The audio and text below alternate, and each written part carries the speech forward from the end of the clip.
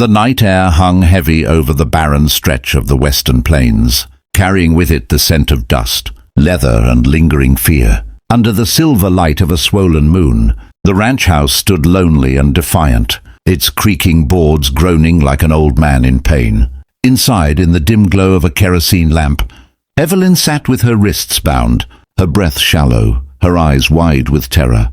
She had thought she could escape. Him, that running, would buy her freedom. But the rancher had found her, as if the land itself betrayed her every step. He was a man of broad shoulders and narrowed eyes, a shadow that filled every room, his boots heavy with authority. And when he finally cornered her, trembling in the barn, she had whispered the words that now echoed in the stale silence. "Please, just make it quick." She hadn't begged for mercy, only for speed, for the end of what she thought was inevitable. But the rancher did not respond as expected. He did not raise the weapon in his hand, nor tighten the rope slung over his arm.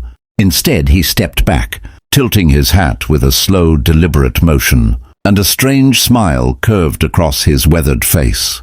What came next was not death, but something far more unthinkable. Instead of striking, he cut the ropes from her wrists. The blade hissed through the fibers and fell to the floor like a broken promise. Evelyn's heart lurched. She rubbed her raw wrists, confused, her mind unable to process what was happening.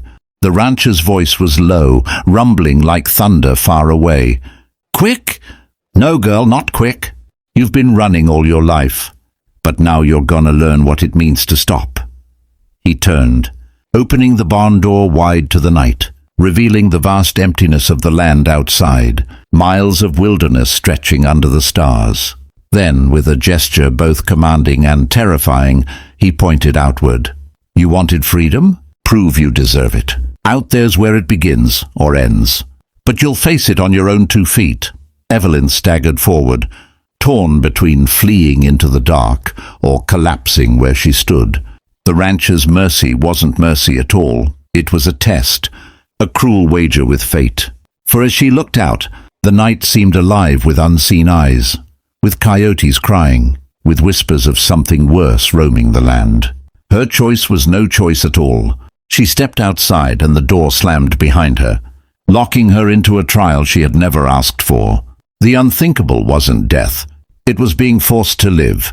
The prairie night closed around Evelyn like a predator circling its prey. Every rustle in the tall grass was a threat. Every howl in the distance a reminder that she was prey in a world ruled by predators. She stumbled forward, each step heavy, her mind replaying the moment in the barn, the strange way the rancher's eyes had glimmered. Not with cruelty, but with a terrifying certainty. He had done the unthinkable. He had given her life, but stripped her of safety, of the walls she thought protected her. Now freedom was a battlefield. Her legs burned as she pushed across the land, the stars her only guide. The silence between the wind gusts pressed against her skull, forcing her to confront the truths she had been running from.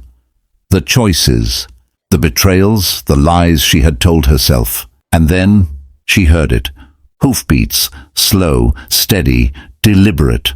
The rancher hadn't left her. He was following, keeping his distance, like a wolf herding its quarry. Evelyn spun, rage rising through her fear. "Why are you doing this?" she screamed into the night.